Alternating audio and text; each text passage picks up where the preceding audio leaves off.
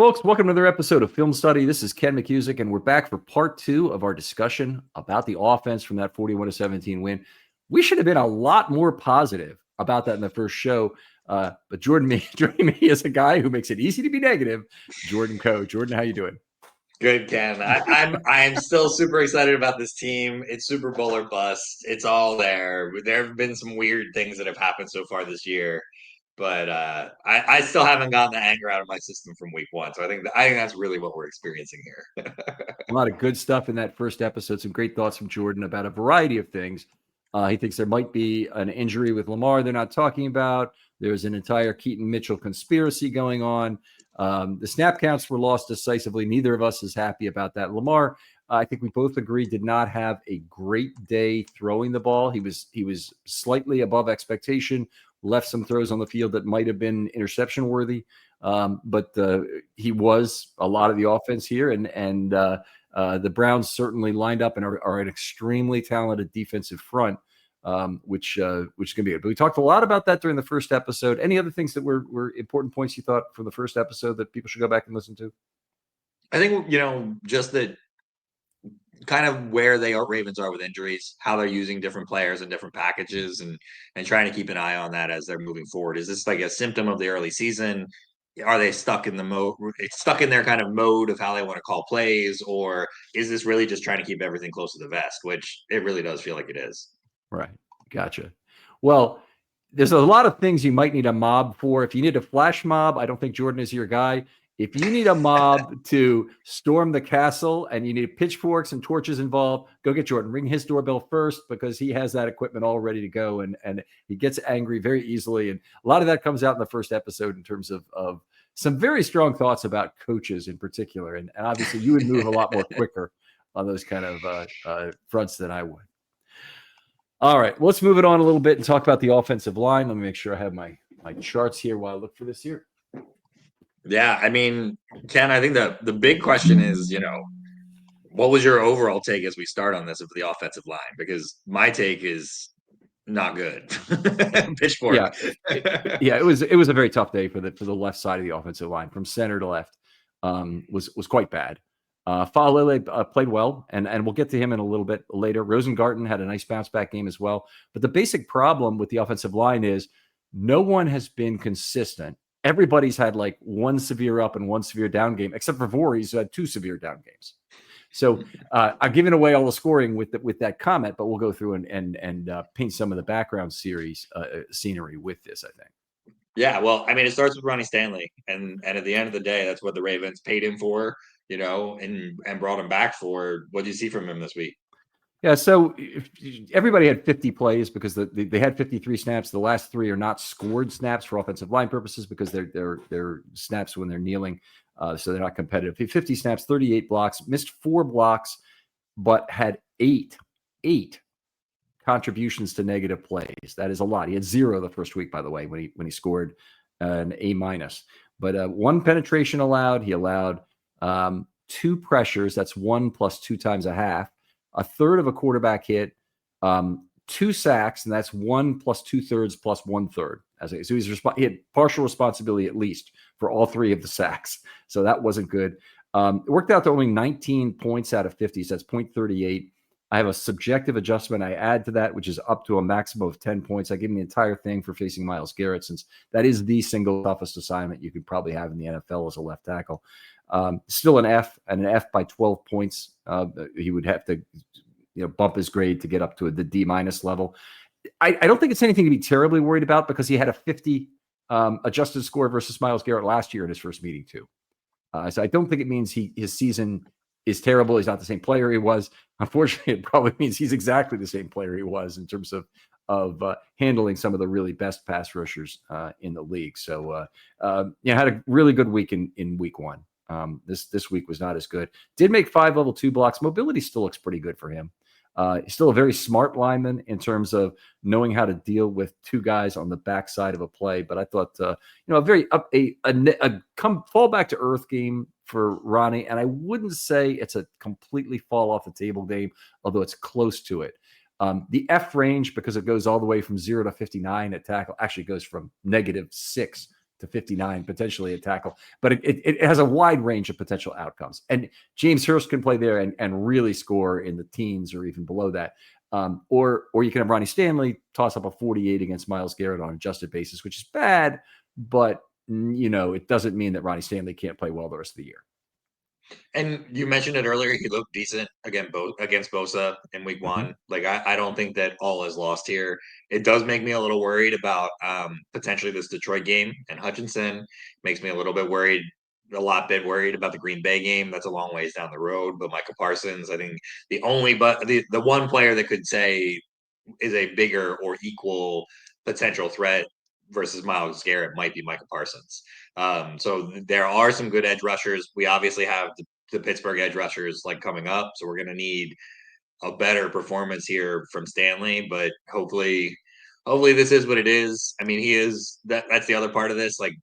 The Ravens didn't pay him like an elite left tackle either, right? They didn't pay him to be got a bargain guy price. Yep. Yeah, it's not going to be a blindside, always win expectations of, even when you're playing a Myles Garrett to be a C or better. So, I don't worry about this one too much. But at the end of the day, we need Stanley healthy all year long. We don't need the backup tackles to be playing at any point. And so he got his butt beat, but he stayed healthy. So, that's about the best you can ask for. Yeah, it is. It's a very long drop off to Joe Noteboom, folks. I mean, I could just tell you that Joe Noteboom didn't look good in the preseason. He hasn't really looked good at any point during his career in terms of being a guy who ever really threatened to have a long-term starting role.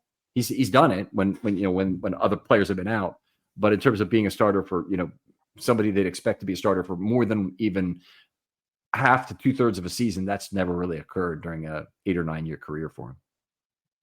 Yeah. So but Ronnie Stanley wasn't the only problem on the left side of the line. And you mentioned this, and I mean, this is an interesting one, and I'll let you talk about his score in particular. But I think there's a broader question here.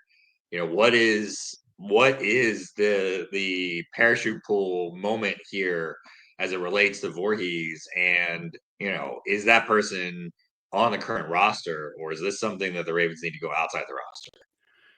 It's interesting that Daniel Faalele gets all the vitriol, and part of it is just it's easy to find oafish snaps from Faalele, but the overall result's much better that he's put on the field. Voorhees has played less, he's been less impressive at his best, and he's been at his best less often than Faalele has. So it's been there's multiple things going on now. Voorhees earned the confidence of the coaches in the preseason. Played 31 wonderful snaps during the preseason. If you believe PFF's grading, was outstanding at in the 90s or so in 31 snaps. That's half a game, folks. Half a football game. I've done this long enough that I can tell you, at the very minimum, there is tremendous week-to-week variation in offensive line performance. It's kind of like starting pitchers have tremendous variation. They'll occasionally throw a complete clunker in there, and they get knocked out in the first inning, give up 5 runs.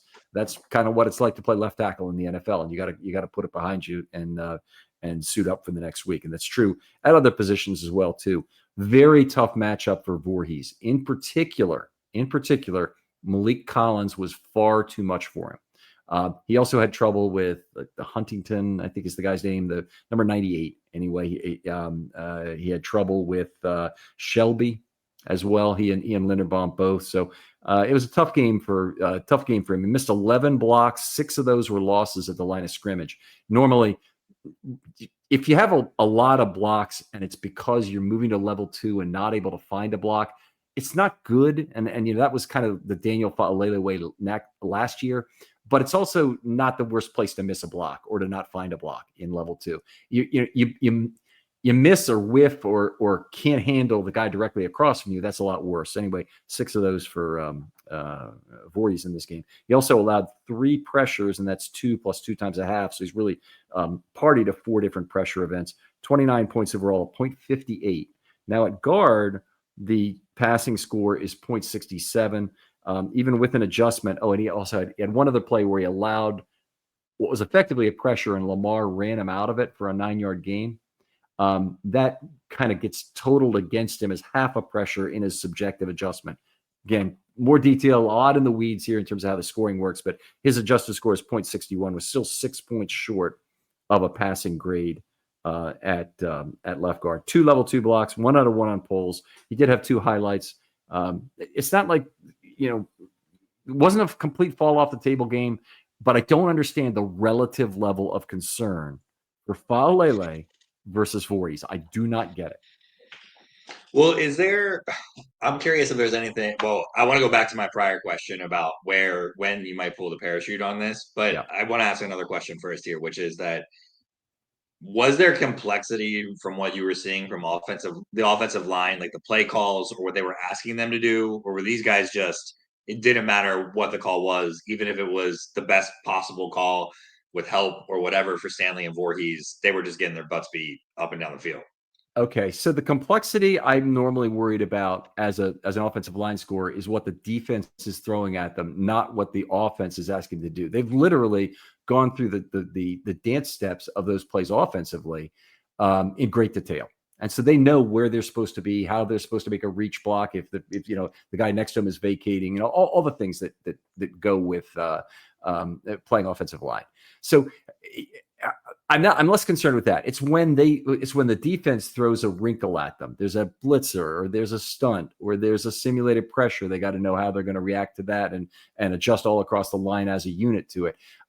That's where I think they can get burned a little bit. There was a little bit of that in this game, but most of it was just straight up losses. Most of what occurred was straight up losses. It wasn't a case of bulled by the stunting 96 kind of thing in our notes. It was 96 ragdolls, 72, in which he basically got his hand on him in a case where 72 was a little bit over his feet on one of the pressure events, and that that could get really ugly really quickly in a one-on-one loss. I would not say, generally speaking, it was so-and-so didn't pick up the stunt. So-and-so failed the stunt, the handoff on the stunt exchange, rather.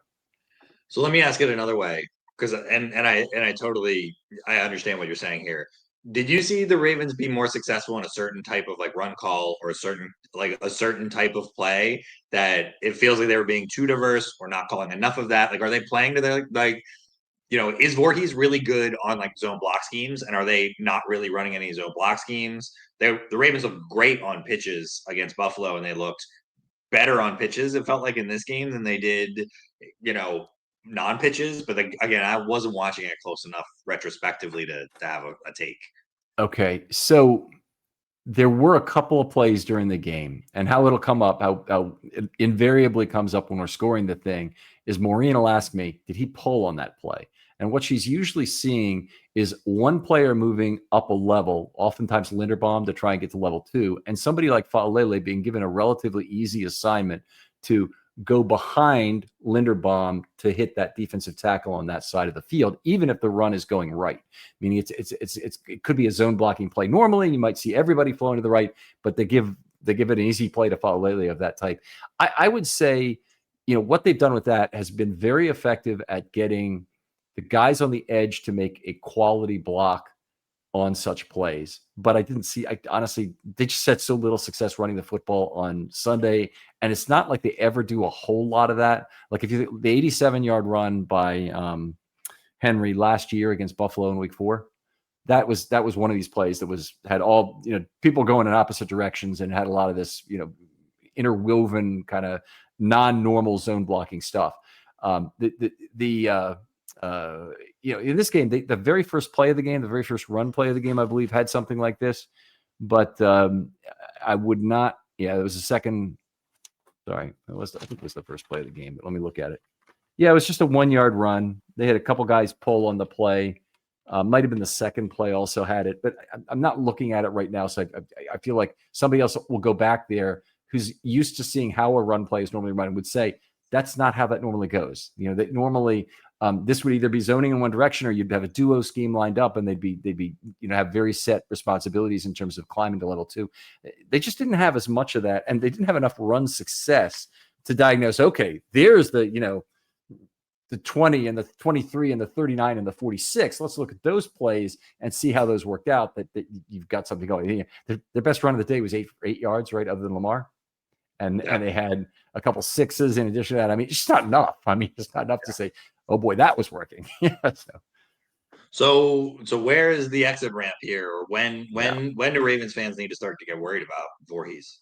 Yeah, this is I think this is the $1 million question. I thought there was a question in here about with film study mailbag that I wanted to get to Ah, um, we today can punt it about. to them. Yeah, we could.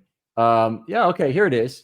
Zach Serpa Weinberg said, "How long is your runway for Voorhees before you look at making a change? Would you give him until the Chiefs, Texans, Rams sequence, which carries a lot of interior pass rush juice?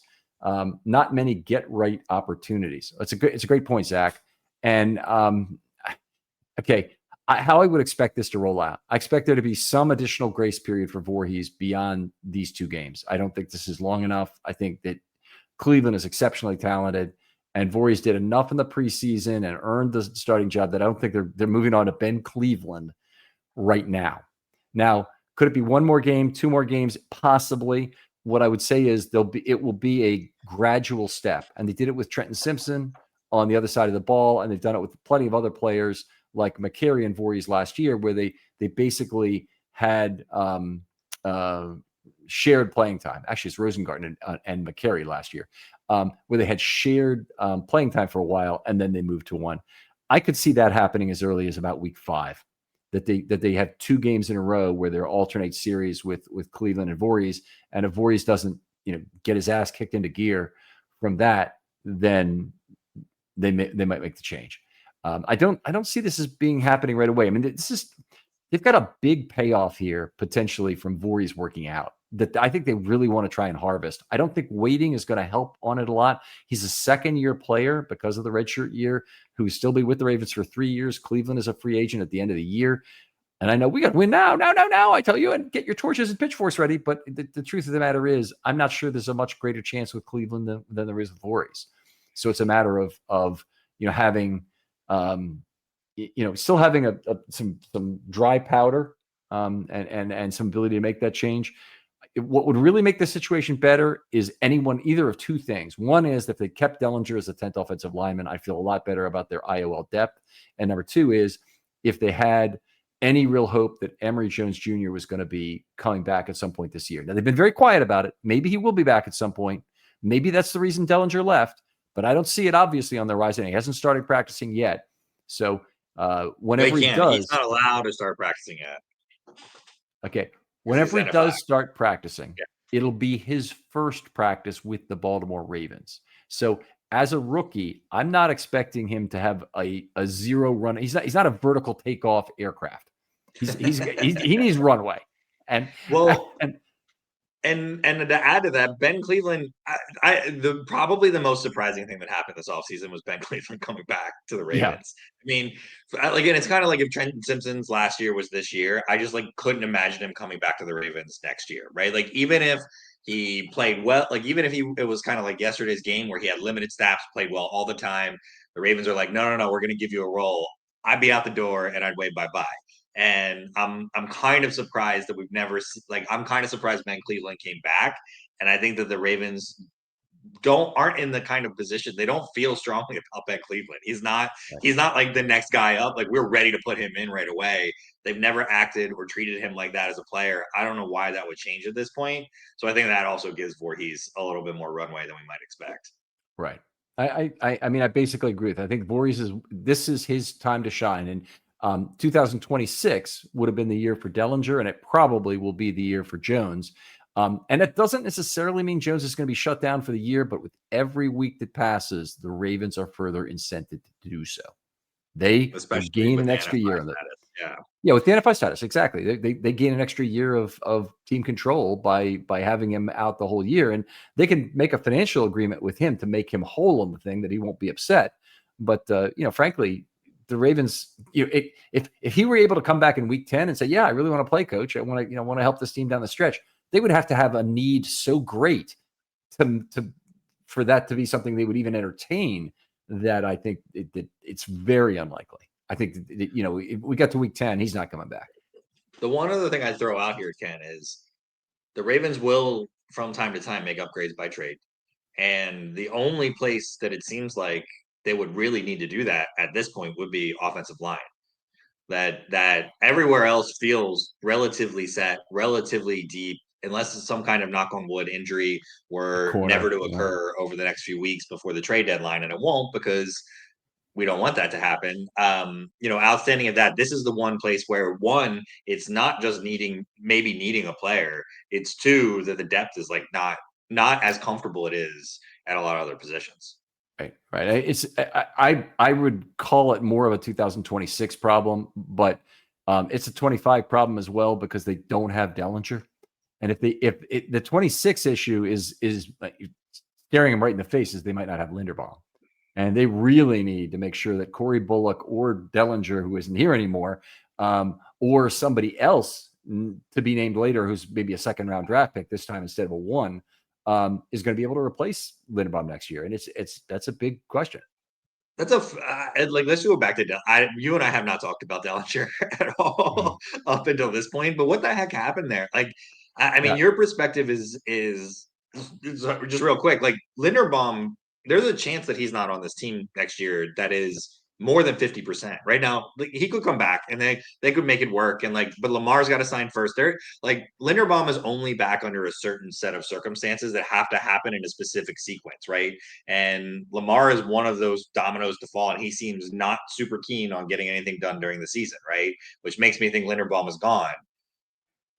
Like, is Dellinger's agent and were they not hip to that? Like, what happened there? Okay. So few things. Warhop got at the podium during OTAs, not even before camp even began, OTAs, and said, answered, it was actually my question. He said, the two guys who are going to get a chance at center are Dellinger and Reed Holsky.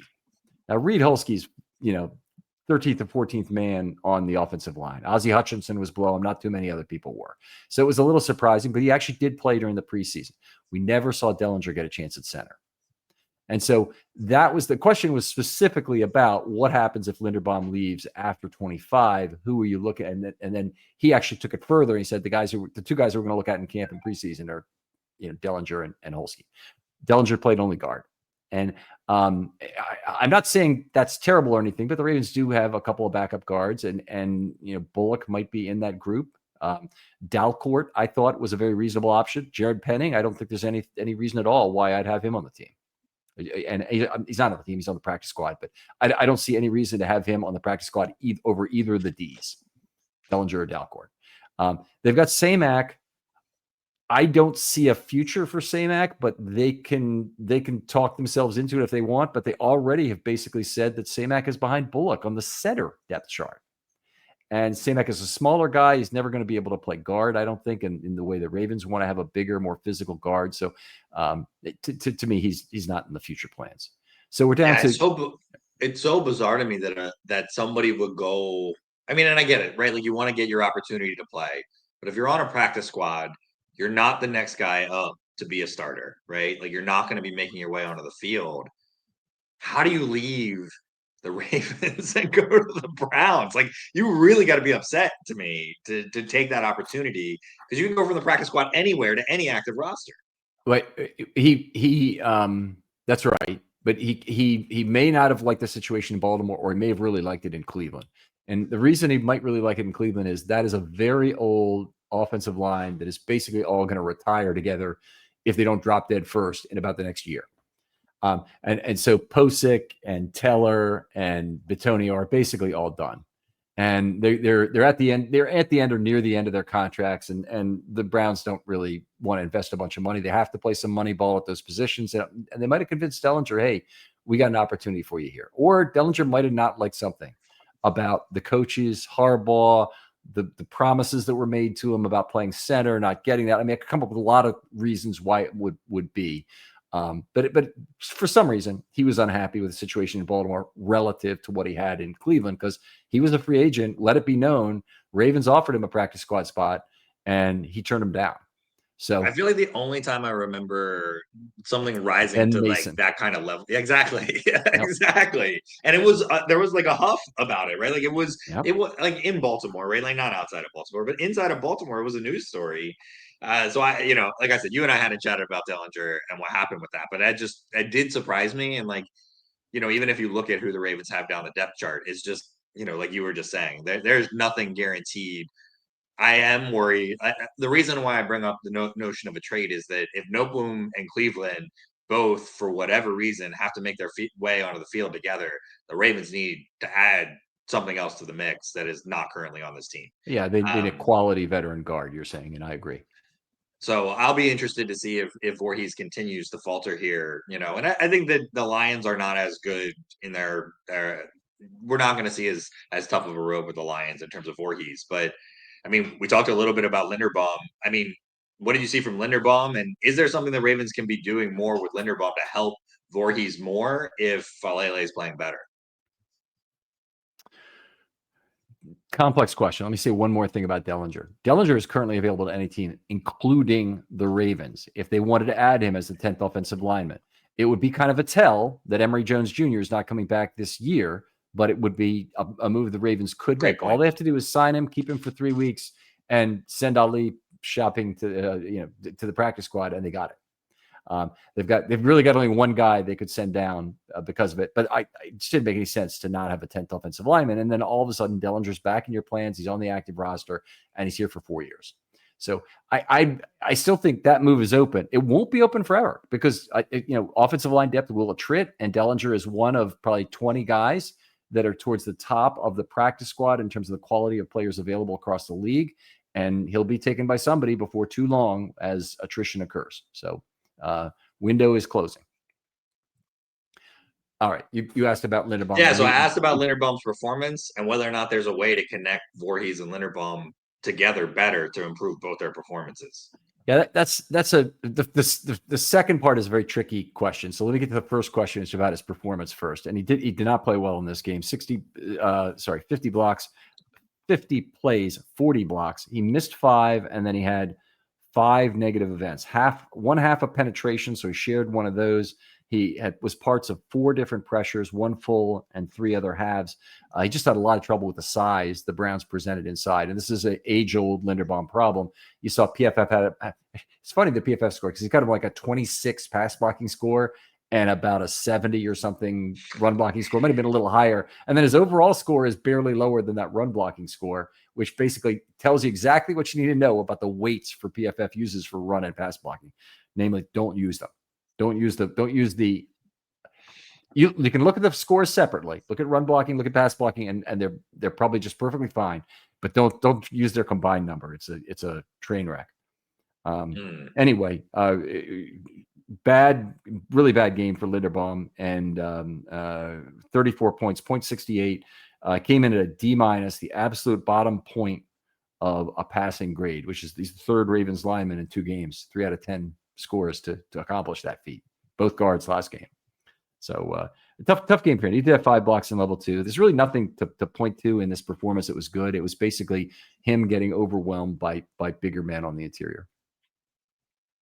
So is there, going back to my question then, is there a way to, sorry, I should have just waited for my question, but I'm an impatient person. This is why I pitchforks.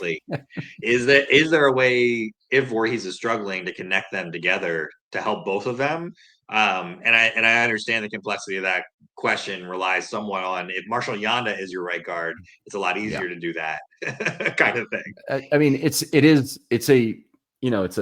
already kind of the tent pole for the interior as it is. Kind of holding up a couple of sagging points with Voorhees, and if you want to believe the problems with Falele, I want to talk about him in a second. But to me, that's a very complex question. But it goes back to what we talked about in the first show: is the dichotomy between putting the handcuffs on the defense and putting the handcuffs on the offense, and the result. This would put additional handcuffs on the offense in terms of how they run their defense. Run their offense rather. And it's just not something I think the Ravens want to do. They want to run the offense as they want to run it and let Lamar bail them out of bad personnel matchups along the offensive line. I think that's the Ravens way. The whole notion that Falele can't zone block, whether it's true or not, and it's probably there's a certain amount of truth to it, is that he's not ideal for the scheme because he's a very big guy who does not move well. But on the other hand, the Ravens certainly have not suffered in terms of their run game in 2024, at least, for having Falele at right guard. So I think the Ravens' way is basically to let Lamar figure out the problem when they have some interior line mismatches. Yeah. Well, I mean, let's talk about Falele. You know, you've praised him to some degree. What did you see from him? Yeah, so real bad first game, and it was disappointing because of what had happened the year before. D- game. He was at the very bottom of a passing grade. This game was much better. So he had 50 plays, 43 blocks. He missed 6, and 5 of those were losses at the line of scrimmage. So that's not good, but they weren't scoring losses or negative scoring losses at the line of scrimmage, which is good. He did give up a third of a quarterback hit, 42 points, and that worked out to be 0.84.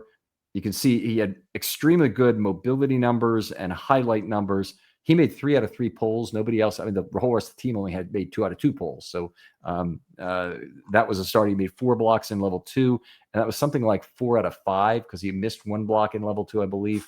But that's really good for him to be on the move and block like that. He had 3 different highlight blocks in the game. You can look at my offensive line article if you want more detail on that. But a 0.89 works out to a B+. Here's what's funny about the Falele situation. He played 309 snaps. A lot of people can probably have this on their bingo card already for things Ken has said multiple times on the show. But 309 snaps last year in the last 5 games, he averaged 0.89 after adjustment, which is right on the B+, A- border. It couldn't have, this game exactly fits in with those 5 from last year, this one from this year in week 2, with the outlier being the Buffalo thing. So if we were looking at data somehow, we were throwing out 2 outliers. We threw out something that was slightly over 90, and we throw out this Buffalo game, and all of a sudden Falele looked like a 0.89 again, who is right on that B+, A- border. It's just, that's the game that doesn't fit in is Buffalo. Now, that is a very big positive development for the Ravens. And, you know, I hope fans will temper their desire to be correct in their hatred of Faalele with their hope that Faalele will actually become good, because the Ravens really need that this year. and the truth of the matter is, this game gave me more hope again that Faalele could return to at least a level that is between everybody's, you know, he's a D- player, a D player, and what he was at the end of the last year. If if he's a C right guard, that's fine. That's fine. I think he can be better than that, but a C would be fine. And anyway, good game for Falele, and definitely a positive step forward. Well, and even if the Buffalo game was a bad game, that wasn't really the problem in the game Right. overall, right? And obviously, nothing was a problem in this game when you look at the final score. And we need to be happier. You already told me, yada yada Mm-hmm. yada. But ultimately, if the Ravens would have lost this game, it would have been clear, not just from your scores, but I think from anybody that was watching, that it would have been the main attributable area to put that on would have been the offensive line and the Yeah. center to left side of the offensive line. They were the weakest link, overall in terms of the performance that we saw from this week. I don't think that even if in Falele's game, and he did have a not great game against Buffalo, and there were a couple plays that he really missed, but even outside of that, those were not the end all be all game breakers. They weren't even part of the sum of the Murphy's Law of things that went wrong that added into the reasons why Oh, the Ravens ultimately lost that game. yeah, I agree. They were a 2 or 3 point, maybe a 3-point consideration on a 10-point scale, where Henry fumbling is a 9, and Right. Luke it's hard to missing the imagine what kick. a 10 is. Yeah. Right. The tip, the Oh, tip in the end the zone on the tip. fourth down, That's right? probably an Like, 8 or a 9 also. yeah, and the missed No. kick was an 8 or a 9. They're Yeah. they're right up. I mean, those 3 things in conjunction with each other are just so darn unlucky Yeah. in one game. Anyway, we're happy. The Ravens won by a lot this week. Yeah. So I do think it'll be interesting to see how most fans end up leaning into what they think about Falele. At the end of the day, I'm with you. I don't care who the players are that are performing well. Let them be the guys that I don't even like in the first Right. place. Let it be Ben Cleveland. Like, come in and play well and do your jobs, and it's going to be good for this team overall. Yeah, So I could never be happier than when a player I don't like or I didn't like being drafted actually works out. Patrick Queen, when he was playing well, fantastic. Finally, we're getting some return on Patrick Queen. He's playing next to Roquan. We don't know what the reason is. Patrick Queen's a Steeler. I hate him again. Okay, but Patrick Queen, the night he was drafted, it wasn't a matter of I hated him. My reaction to it is a matter of public record. Go out there, listen to the podcast. The live stream is still out there, available. We listen to, and I wanted Xavier McKinney, and the Ravens drafted Queen. And I was visibly upset about it. And there all these questions are coming off. Is Ken all right? Does Ken need a hug? The truth of the matter is, I'm just very upset about the draft pick. Let me feel, damn it. And then Patrick Queen ended up being really bad for 2 years for the Ravens before Roquan showed up. And then he ended up being a good player, and he helped the Ravens, and that was a good thing. And he got overpaid by the Steelers, and that was a good thing. And that Ravens didn't. A fun aside for you. I have someone that I do some work with that's a big Steelers fan. We're close friends. Somehow, I don't know how we do it. And we were talking today, and he was just kind of lamenting how the Steelers don't have like the same guys that they used to have, like Ferrier and Ward, that weren't like the all pros, but like made plays when they needed to. And he's like, Patrick Queen is always this close to making the play, but he never freaking makes it. And I just started laughing. Yep. I thought of you, Ken. Yep. He's the worst tackler you can ever meet. And the great thing about the Steelers last year, the thing that held together their defense, was they got a fantastic year out of Deshaun Elliott as Queen's caddy tackler. Deshaun Elliott made it's some enormous number of tackles with like one miss, I think, the whole year, or maybe it was two, but it was, I remember. Yeah, it was a huge number, and a lot of that had to be making up for Queen up the middle. And then we get to see firsthand Queen get bulldozed in that playoff game, and picked on by Belichick on just what are Derrick Henry highlights. This is basically, I don't know what Patrick Queen's doing on that play, but Well, other guys that you didn't love at the inception of the draft, Ryan Rosengarten. You're right. Rosengarten, what's this? Roger. Yeah, I was like, it's not Ryan. I liked the pick at the moment. We were streaming together in that moment. I thought it was great value for them to get a tackle. The guy that you wanted in Kansas City does not look like a professional level football player.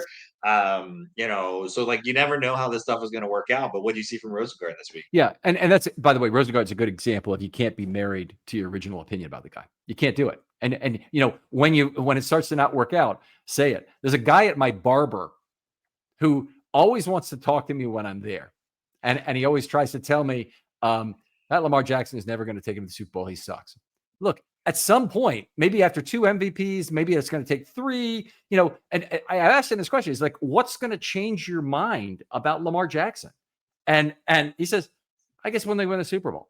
I bet it won't change his mind about Lamar Jackson, even when they do win a Super Bowl. The guys. I agree. I know people like that. I agree. Yeah. I agree. Anyway, Roger Rosengarten, obviously coming to this year, one of the players that the Ravens are really hoping can get it done. And this was a good bounce back game for him. Made 45 out of 50 blocks, missed 3, did allow half a penetration, did allow a third of a sack. A lot of the things that have gone wrong with Rosengarten this year have actually been run blocking plays. So he had 2 of those where he got beat. One very key one on the Henry fumble in the first game. But he's been a pretty darn good pass blocker. And this game he scored .89, which at tackle is an A. So he was the highest graded of the Ravens. And I think I'm going to keep it that short. If you want more detail, go out to the offensive line article. We spent a lot of time on this because it actually is an important hole in the Ravens, but we probably want to talk about some skill position players too. It's a little bit more Madden-ish. It's more fun to talk about the skill position players. Jordan, you're the guest. Who do you want to talk about first? Let's talk about Zay Flowers, because we talked about him on our preseason prediction show, and we talked about what a good season for Zay Flowers would look like. And man, is he going to blow whatever expectations that we set out of the water. I mean, I set my great season at like a slight tide rise of like 1 foot, or, whatever, however you want to apply that analogy, of being a little bit better than he was last year. I mean, he's on pace for a monster year. Obviously it won't. I don't think we'll stay at this pace, but who knows? He very clearly looks like Lamar's favorite target. He is getting open. So far, it feels like he's a little more consistent with his hands. I feel like the one thing with Zay, and I think my knock on him during that preseason was that it feels like he has one drop a game-ish, where you just feel like he should have made those catches. I feel like we haven't seen that so far this year. That trust, taking that away helps Lamar trust him more as well. Right. It just seems like it seems like he's the guy. I love it that he's the guy. You can use him like an X in that situation without using him like an X. like it doesn't have to be a jump ball inside slant, throw it in a contested catch situation. It can be a Zay is going to run this kind of route and get open. One read, throw it to him, and he's going to be there, and Lamar's going to trust it.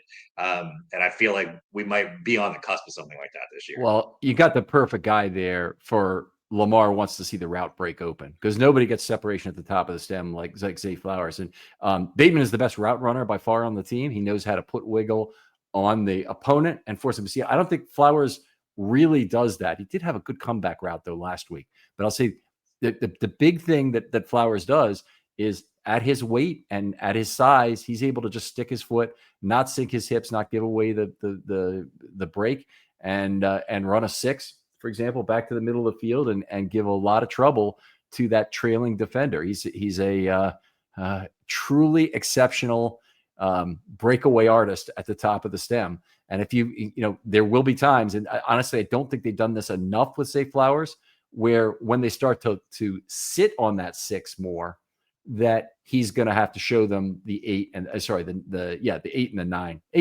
7, 8, 9, all those, all the corner post and go. And he's going to have to run some more verticals to take advantage of them. I really want to see a situation where the defense is completely focused on Zay Flowers the way that everybody knows Keaton. Well, but they can't be because everybody knows Keaton Mitchell's going to get the ball. Right, we're on pace for 170 targets, 119 catches, 1,800 plus yards, like 8.5 touchdowns, right? Like, yeah, I mean, stellar numbers in that perspective. But I think we saw some of those outbreaking corner routes in this Cleveland game. Lamar just overthrew them a little bit. He had the separation. The throws weren't there. I think we'll see those things that you want from him. I mean, health, all these guys, it's all stay healthy until we get to the playoffs. Don't get hurt in week 18. Those kind of things, in these formulas. But Zay I think he's going to be really good. And the Ravens are just going to have to figure out how they're going to pay all these guys. Like, it's just. Flowers will be a big question, but Flowers will be a Raven for 2 more years after this with the option. 5th-year option. So I'm not too concerned about it from that sense. And he's the kind of player that might be worth a franchise tag at wide receiver, though it's such a big number during a Lamar high number contract year. I don't think they're going to be able to afford that, which means they probably have to go back to the draft, and they might even have to consider trading him before year 5. So enjoy Zay Flowers while we have him. He's here for this year. I'm sure he'll be here for next year. I'm not as 100% sure that he'll be here the year after that. And the Ravens could potentially make a big move to trade him. But I agree on that. We saw the 7 on the very first, I think it was the first throw to him, might have been the second, where he was on the left side of the field. Lamar actually was under pressure on that throw, or I think it would have been on the money. Lamar had a good day of putting the ball in the bucket, most notably on the 7 to Walker in the end zone. Yeah. So that was unfortunate. All right. Let me pick one here. I guess we'll talk about Hopkins here for a second. It's not that I'm down on Hopkins in any way. He's done 185% of what we could have hoped for him, even though he's only had 4 targets in 2 games, in terms of the results. And he's such a much better value than OBJ. It's not even funny. He's the kind of older receiver that I'm okay trying to get. In a lot of ways, the acquisition resembles Bolden, although it's a couple of years later in their careers, maybe 3. But he's a guy who definitely has the hands and has the ability to work through a receiver. And one of the plays I really liked in this game was drawing that pass interference play. It wasn't easy, but he almost pulled the guy on top of him, pulled the guy through him. OBJ did some of that when he was here, and OBJ also, to his credit, had a decent year production-wise on a per-target basis. It's just they overpaid him by so much, I think largely because Lamar told him, go get him or else. Yeah. No, I mean, the thing about what's interesting about Hopkins is that he's not going to be guys on go routes. He's not going to be guys on those deep routes. Those are going to have to be contested throws and catches, and like that, we're just going to have to live with that. We haven't seen much beyond that, and whether or not there still is some craftiness to his actual like breaks and route running at kind of like a broader level. What I love is that Lamar seems to trust him in those situations. Oh, yeah. And Lamar doesn't trust anybody. Like Lamar doesn't trust an agent, right? Like Lamar doesn't like that's just like not his vibe, right? And that's okay, right? But like Lamar very rarely likes to throw those contested catches to guys. Andrews would be the only guy that it felt like he would throw to before that wasn't kind of like in those big open windows at times. I love that Hopkins is part of that. I want to see that in different levels of the field too. I don't want it just to be in some of those go route situations. And I talked a little bit about the X concept for Flowers. If Hopkins can evolve to that, even if it just needs to be like, I mean, think of the seam touchdown to Bolden in the Super Bowl. Even if it's a play like that, that has to happen when it can. That is going to be a big thing in a big moment, and we're building towards that value now, and I love that. Hopkins has all kinds of opportunities to help this offense on just a pure fresh legs basis.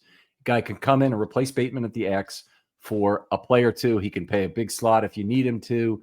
He can make a catch over the middle of the field. The trust angle is a great one. That before the big 3rd and 9 play or whatever it was at Buffalo, Lamar ran over to Hopkins and whispered something in his ear. I mean, he's clearly getting the ball after he does something like that, or it's the greatest, fakery you've ever seen.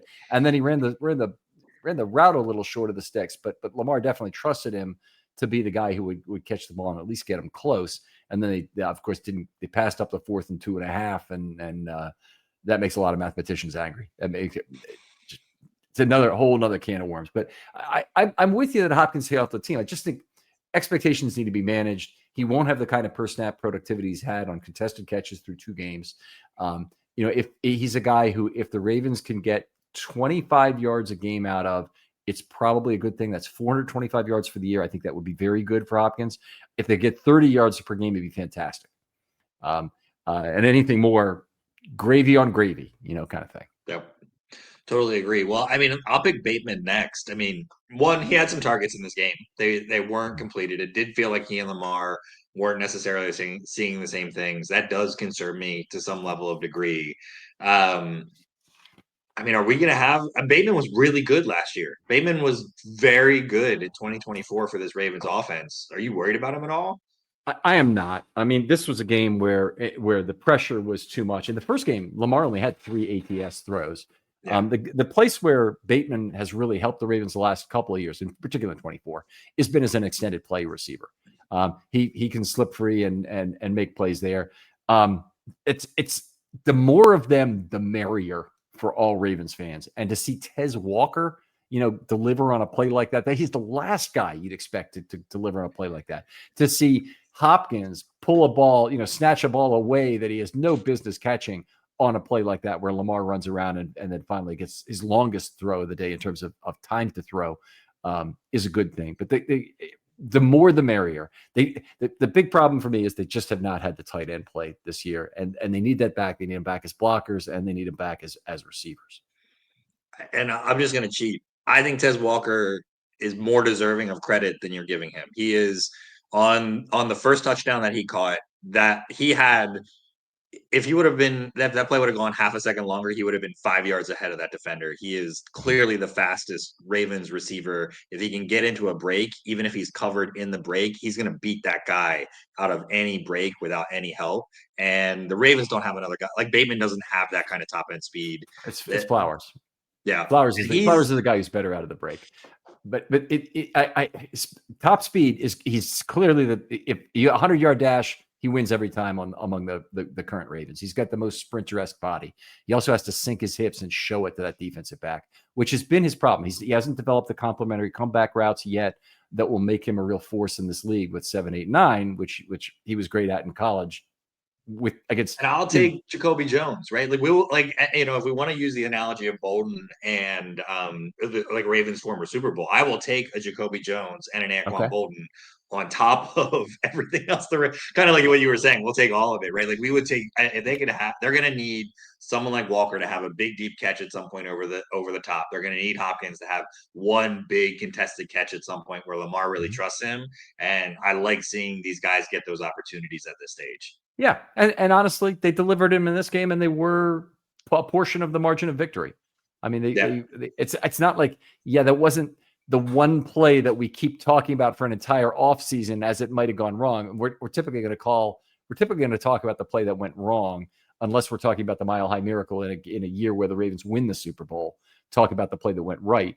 But it's there aren't that many of those to go around, particularly on a Ravens team that doesn't, they win a lot of blowout games. They don't have as many one-score games available to them to win. We're going to have fewer plays like that to point to. All right. I think that does it for me. We could talk about Wallace, who I thought had a very good balanced game across the board. He blocked well, had a really nice chip block, and then caught the first down for I think it was the first pass of the game on third down. And then he caught the touchdown on what was a really nice corner route where he was getting away from the defensive back, created space for Lamar in that corner of the end zone. What else did he do? Fall on the fumble from Derrick Henry. And he was out there on special teams, of course, doing his job there too, like he always does. So hell of a player, really valuable to the Ravens, and can't be understated what his impact is. Yeah, let's just talk about Justice Hill too real quick. Are you worried about him as all? I feel like we have not, he hasn't gotten a ton of opportunities, but he's never gotten a ton of opportunities, and he's not looked particularly great this year. Yeah, I mean, I would agree. I can't point to it and say he's lost speed because I don't think we've really seen that. In a Browns game where the formations are really tight and they're rushing a lot of really big guys, that's not a good Justice Hill game. Justice Hill as a pass blocker against that is not going to look very good. And as a receiver, he's got to be a guy you float out. And I don't even know if he had a target in this game. They have one for a few yards or something. It wasn't much, whatever he had. Just go to this really quickly. Yeah, 3 targets for 3 catches for 18 yards. So not what you want. 18 yards. Did have an 8-yard play. That's something. At least that he's still in Lamar's mind, which I think is important. But it's nothing like what he did to Buffalo last year and ruined their week 4. Yep. Yeah.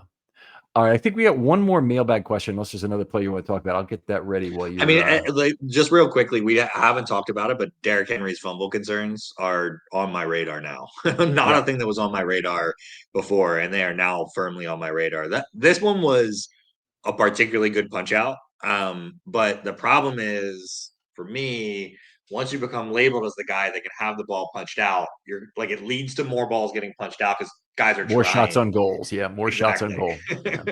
Yeah. No doubt about it. I'm concerned about it too. Particularly after last year went so well avoiding fumbles. But the Ravens don't really have another solution. So you can say it's on your radar, but it's kind of like saying, yeah, the Ravens might have a left tackle problem after watching this game from Ronnie Stanley. There's nothing to be done about it. There's no left tackle to be acquired. Our only strategy is hope. And we used to say at work, hope is not a strategy, but our only strategy is hope in this particular case. Yeah, no, I think that's right. All right. So the one additional mailbag question coming. This is kind of an interesting one. And I'd like to hear your answer on this too. Adam Costanzo said, Ken, would you rather have a lineman that plays at a C- to C+ level all year, or someone that ranges from a high F, not fall off the table? I mean, that's the exact lingo, and an A-, and you never know what you're getting on a week-to-week basis, but you have more variability with that player. And I've got my answer in terms of what I would want, but I'd like to hear yours. Yeah, my answer is I want the variability. I want 8 to 9 elite games that I can trust in a player, because I know that Lamar is going to cure the ills of at least half of the bad games and probably take advantage of all of the great games on top of that, right? Now, that same analysis applies that if you go to the C's and he's going to do well enough, but I want to see elite games from players. I think that at the end of the day is the one that makes a difference. If I'm in a playoff situation, I'm definitely taking the chance where I want the opportunity for a guy to give me that A-level performance, because I think it's all the difference in the world for Lamar. Well, first of all, really appreciate the question, Adam, and I appreciate your response there, Jordan. And I definitely take a different side here. I always, as an actuary, I always want to get paid for risk. Anytime that there's a variable outcome, it's a basic rule of markets. Everybody's a rational mean variance analyzer. You need to get paid for risk.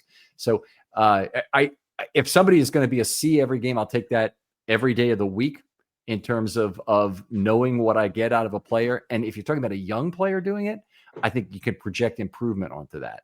So more consistency generally is good. And I'd certainly take a guy who plays a C every week as opposed to a guy who gives you an even number of A, B, C, D, F within, the workout to be the same average play in general. I like your point you make about Lamar being able to take advantage of the A's to a greater degree and not be impacted by the F's. That might actually be true. I can't really say it would be a. Let me give an example. So, let's use the upcoming Green Bay game, and let's say Ronnie Stanley is the player that we're talking about, and Ronnie Stanley just has a stone cold A game. I trust if you told me that was the outcome of that game, that Parsons was mostly blitzing or coming from the left side, Stanley stopped him up, I would be surprised if we didn't win that game. Now, if you told me that Ronnie Stanley was having a C-level game in that, I think that that's just par for the course, and we'll see what happens. But if Lamar knows that if we have a guy that is just like being taken out, and I think Monken is a great play caller, and is seeing that happen during the game, they're going to take advantage of it. And Lamar is and this Ravens offense is just too good for even the best defenses. I think that could be a thing that puts it over the top. Okay. I don't think you're considering the range of outcomes the way that Adam was proposing it.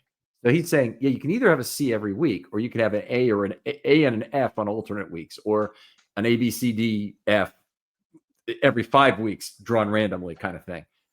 So I think I only took 2 of the 3 variables. I didn't talk about what would happen in this. You only took the midpoint and the high end, and you'll polish up that pitchfork when the bad thing happens. But if we've gone into this game and said literally, you could have a C from Ronnie Stanley, or you could have an A or an F out from Ronnie Stanley against Myles Garrett, you'd have taken the C for sure. I would have anyway, absolutely for sure. I don't want an A or an F. I don't want variability in an opponent I should beat. And that's every other team in the National Football League is a team the Baltimore Ravens should beat. Sure. Okay. No, I mean, I certainly see both sides of this, right? Like, I just think that football you've already talked about this. We already see inconsistency on the offensive line and all across the board on any given week at any given time, right? And so if you can tell me that you're going to have players that are going to give you A-level performances, even if it's from time to time, and even if it comes with some downside, like those A-level performances, especially in big moments and big games, they're the difference, just randomly. And I would be willing to take that chance, but I think you're way more conservative of a gambler than I am too. Well, it's, part of that comes from, expecting to have an edge when gambling. And if it doesn't meet my standard, then I won't play is my thought about gambling. And that goes for all risk decisions in life, not just actually at the tables. But we did say earlier in the first show, talked about value of risk generally accrues to the defense. Variable results accrue to the defense. I think I might agree with the point you're making if you're talking about a defensive player. If you're talking about a defensive player and you might have an A, B, C, D, F game and you're going to throw in some, I think, there might be some playmaking value you get out of guys who you just take a chance on them being Marcus Williams. And sometimes they're going to be great and sometimes they're going to be terrible. That's not what I want out of an offensive line. And it's probably not what I want out of any player when I'm expected to win the game. I wouldn't want to sign up for one particular player. All right. Always a pleasure talking football with you, Jordan. Pitchforks aside, always a pleasure. Same. Trust me, it is better that it didn't work out, but we did not do the podcast, the defensive podcast after the Buffalo game. Oh, boy. You think the pitchforks are out now? I was steamed. Okay. Well, I'm glad, and I know you have a regular sabbatical you take to Las Vegas on for the first week of the year, and that's always a lot of fun, I'm sure. And I didn't want to horn in on that anyway, but I appreciate you making time tonight to do this on what in fact was very short notice. Jordan, tell folks where they can contact you and talk football. Yeah, check me out on Discord. My handle there is Flash Jordan K, FLASHJORDN, so no A, K. And happy to chat with you there. What's the point with leaving out letters, by the way, like that? I was young when I created my initial handle, and like you got to stick with what you stick to, right? All right. All right, fair enough. So somebody probably had already taken Flash Jordan with the entire I think that was the thing with case, a K. and All right. and I, instead of keeping the A and adding the K, I was like, let me take the A out and add the K because I was like 8 and stupid. Okay. Okay. All right, Jordan. Always a pleasure again. Other folks out there, thanks for listening. We always appreciate the loyalty. Like and subscribe. A 5-star, 50-word review means a lot to us. If you don't mind taking 10 minutes to do that. And otherwise, we'll talk to you next time on Film Study.